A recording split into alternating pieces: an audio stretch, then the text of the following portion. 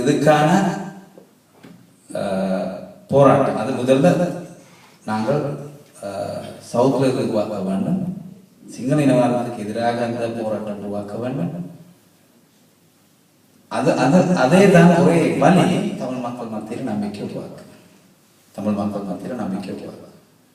But மக்களை இப்ப தமிழ் மக்கள் இது சிங்கள மக்களோட ஒரு போராட்டத்தோட எல்லா பிரச்சனையும் தீர்வு காணணும்னு நினைச்சா அதுவும் ஒரு பிள்ளை அப்படி நடக்க இதோட சேர்ந்து ஒரு போராட்டம் வேண்டும்.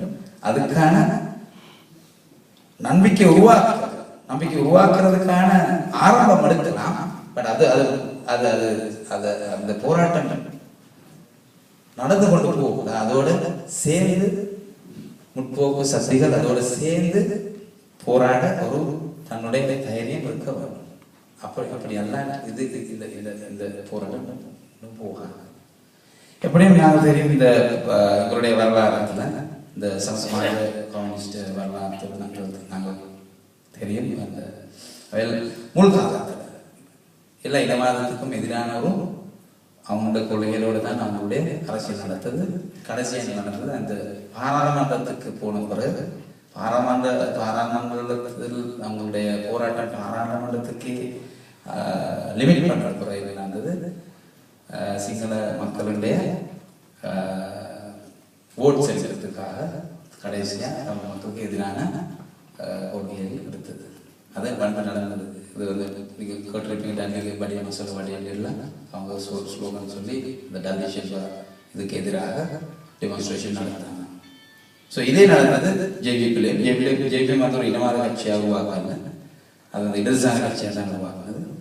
இன்னும் நாங்கள் அதில் இருக்கிற இந்த பாசிட்டிவ்ஸ் இன்னும் நாங்கள் அதை பற்றி கதைக்கிறோம். பட் என்ன நடந்தது கடைசியாக பாராளுமன்றவாதத்துக்கு லிமிட் ஆன பிறகு அதோடு தான் இந்த இனவாதத்தோட போய் வளர்ந்தது. ஸோ ஃபைனலி அது ஒரு குட்டி புஷா பாட்டியாக மாறினது. இப்போ நாங்கள் இப்போ ஒரு சவுத்தில் ஒரு 2வது போராட்டம், ஒரு 30 years ஆவது போராட்டம் நடந்தது நார்த் அண்ட் ஈஸ்ட்.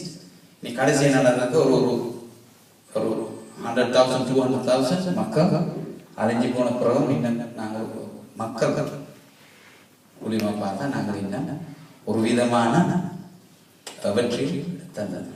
நாங்கள் இருந்த லெவலுக்கு பார்க்க கீழே நம்ம மைனஸ் லெவலில் தான் இருக்கிறோம். அதனால இதில் ஒரு அதை பற்றி இதுதான் நிற்கிற ரியாலிட்டி. இந்த ரியாலிட்டி எந்த மாதிரி ஸ்டெப்ஸ் எடுக்க வேண்டும் என்பதற்காக நாங்கள் இப்போ சமய உரிமை இயக்கத்தை உருவாக்கினது. அதோடு நாங்கள் சேர்ந்து இந்த போராட்டம் நடக்க வேண்டும் என்று அடிப்படையில் இது இலங்கையில் இருக்கிற ஜனநாயகம். நீங்கள் உங்களுக்கு தெரியும் இப்போ இலங்கையில் இருக்கிற டெமோக்ரஸி லெவல் எப்படி இல்லை. அது ஒரு பொனபார்ட் ஸ்டைல் ஸ்டேட் இருக்கு இலங்கையில். இது ஒரு ஃபேமிலி ரூல். இந்த பொருளாதாரத்தில் ஒரு 70% இந்த ஃபேமிலி தான் கண்ட்ரோல் பண்ணுறது. இப்போ நார்த் அண்ட் ஈஸ்ட் மாத்திரம் அல்ல, இப்போ சவுத்லேயும் இந்த military rule step by step கூட வருது.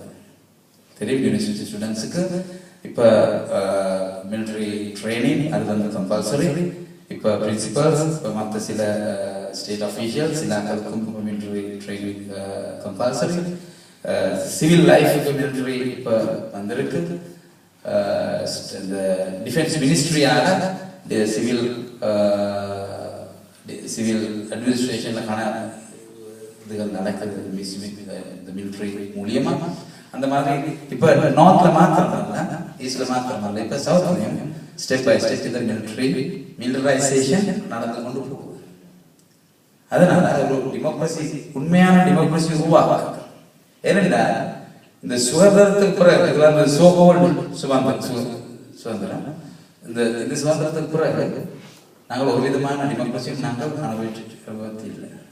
அதுதான் நன்மை. அதனால அந்த டெமோக்ரஸி அது ரீஎஸ்டாப்ளிஷ் டெமோக்ரஸி இல்லை, ரீஇன்ஸ்டால் டெமோக்ரஸி அல்ல, ரீஎஸ்டாப்ளிஷ் டெமோக்ரஸி தான் எங்களுடைய ஸ்லோகன் மாற்ற வேண்டும். என்றால் அந்த மாதிரி ஒரு டெமோக்ரஸி இலங்கையில் நாங்கள் எக்ஸ்பீரியன்ஸ் பண்ணி அல்ல. அதுதான். ஸோ அதனால எங்களுடைய அது இதுக்கு கன விஷயங்கள் இதுல கன விஷயங்கள் இருக்கு. அது என்ன, இப்ப இந்த டெமோக்ரஸியை பத்தி நீங்கள் தெரியுமா இப்போ கிட்ட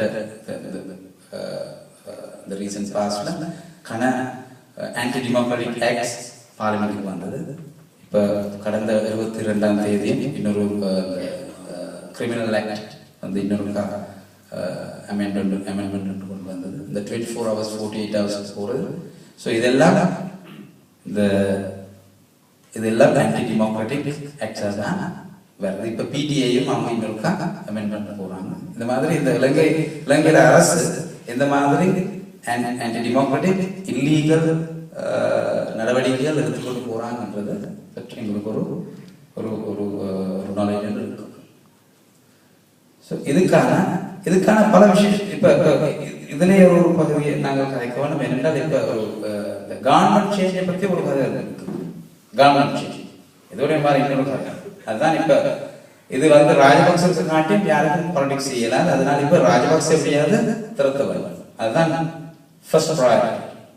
இதே மாதிரி ஒரு டிஸ்கஷன் நாங்கள் நடத்தினோம். பிரேமதாசா 17 years பிரேமதாசரோ. அதனால பிரேமதாச எப்படியாவது அனுப்பி அதுக்கு பிறகு ஒரு டெமோக்ரஸி உருவாக்கி எங்களுடைய ப்ரோக்ராம்ஸ் கொண்டு போக வேண்டும். இப்போ 18 yearsக்கு பிறகு நாங்கள் இப்போ ராஜபக்சே அனுப்பி ஒரு டெமோக்ராட்டிக் ரூலை கொண்டு வர வேண்டும் என்று இப்போ யூஎன்பி டிஎன்ஏ எல்லாரும் சேர்ந்து இன்னொரு ப்ரோக்ராம் போய் கொண்டிருக்கு. இந்த சில வெஸ்டர்ன் பவர்ஸும் சேர்ந்து.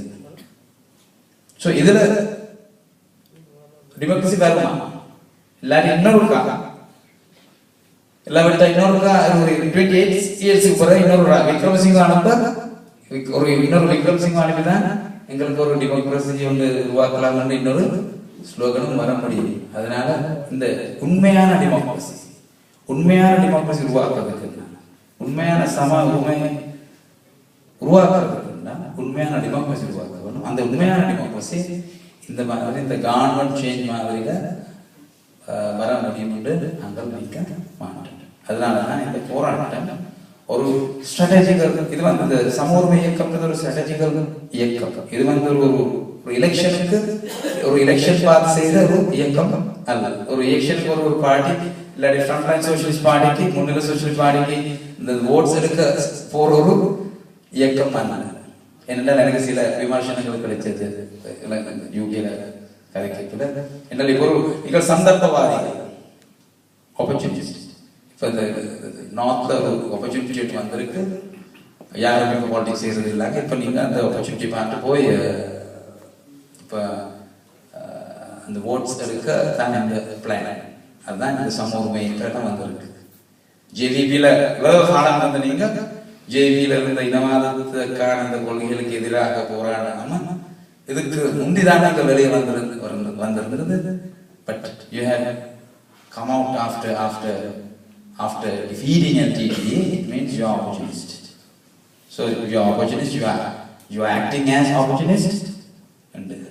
But this is an opportunity. Yes, I would say this is an opportunity. This is a sandarbha. If we lose this opportunity this time, we will never be able to find another time. நாங்கள் இந்த சந்தர்ப்பத்தை நாங்கள் waste பண்ணலாம். இது waste பண்ணா எங்களுக்கு இன்னொரு opportunity கிடைக்காது. But we are not opportunists. Opportunist தான் சொல்றேன். என்னன்னா இது வந்து இந்த ஜேவிக்குள்ள இருந்த இன்டர்னல் ஸ்ட்ரகிள் வந்து இது வந்து ஒரு 6 years லாங் இன்டர்னல் ஸ்ட்ரகிள். இது வந்து ஒரே அடியா நடந்தது அல்ல. இது வந்து 2010 2011 செப்டம்பர்ல நடந்த ஒரு விஷயம் அல்ல. இது வந்து ஒரு 6 years நடந்தது போராட்டம். இது 2002ல இருந்து 2004 ஒரு பீக்கு வந்து அதோட நடந்தது போராட்டம். இது வந்து ஒரு பார்ட்டியில இன்டர்னல் ஸ்ட்ரகிள் ஒரு 2 ஃபேக்ஷன்ஸ் இருந்தது.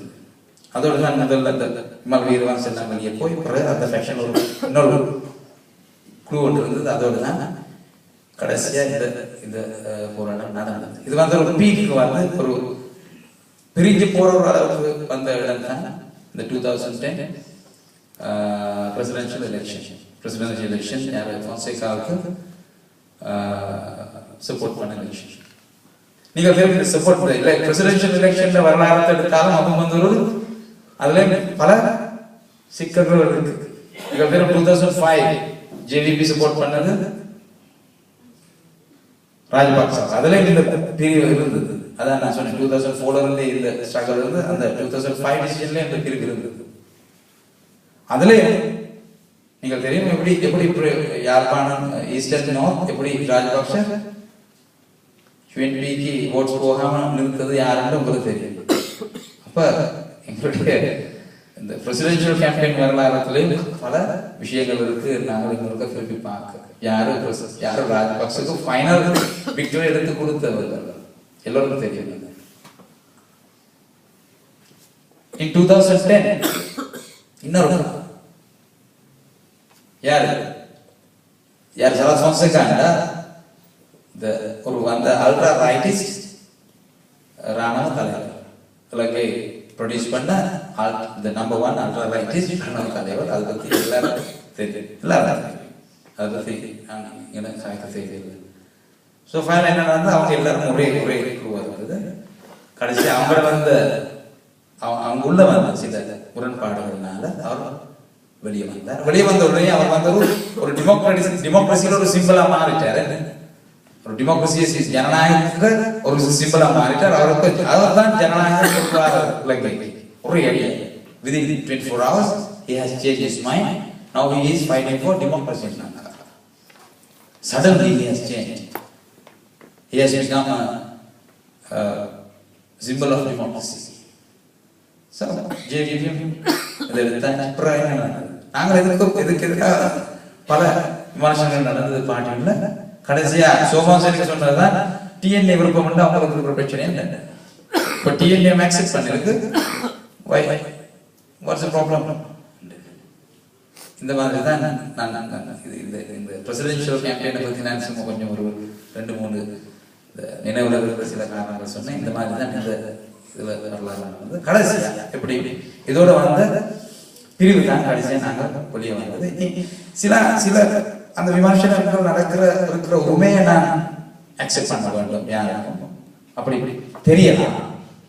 பட் என்னை பொறுத்தவரையிலையும் முன்னிலை சுழற்சி கட்சியை பொறுத்தவரையிலையும் இது வந்து 2005 நடந்தா தனியார் வெளியே இருந்தது. 2006 நடந்தா ஒரு 2-3 பேரோட வெளியே வந்து ஒரு விமர்சனம் நடந்து அப்படியே உங்களுடைய பொலிட்டிக்கல் ப்ரோக்ராம் அப்படியே நிறுத்தப்பட்டிருந்தது. பட் அதுக்கான ஒரு காலம் வேண்டும், அந்த ஸ்ட்ரகலுக்கு ஒரு காலம் வேண்டும், எங்களுடைய தோழர்மார்களை எஜுகேட் பண்ண ஒரு காலம் வேண்டும். இந்த சமூக இயக்கம் மாதிரி ஒரு இயக்கம் உருவாக்குறதுக்கான தைரியம் எஜுகேஷன் இருக்கிற தோழர்மார்கள் உருவாக்க வேண்டும். அதை உருவாக்குறதுக்கான ஒரு காலம் வேண்டும், ஸ்ட்ரகல் வேண்டும். இது சந்தர்ப்பம் தான். எஸ், இது சந்தர்ப்பம். ஏனென்றால் இந்த சந்தர்ப்பம் இனி எங்களுடைய ஹிஸ்டரிகளுக்கு வராது. இதுதான் தமிழ் சிங்கள மக்களுக்கு சேர்ந்து போராட இருக்கிற ஒரு சந்தர்ப்பம்.